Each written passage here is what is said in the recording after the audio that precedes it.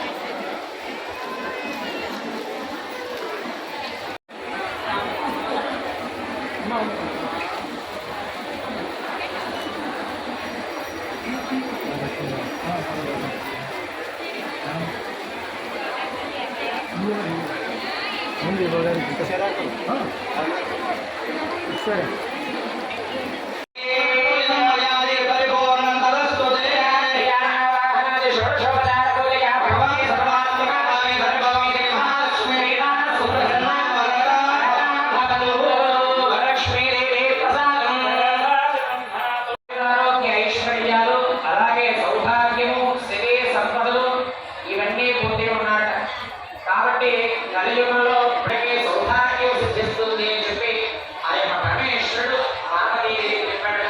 అక్కడ నుండి సూత మహాత్ముడికి సూతుడు కూడా సౌభాగ్యానికి పాత్రవుతూ ఉన్నాడు. వారికి నమస్కారం చేసుకొని జై బోలో మాతా మహారాజ్ఞి.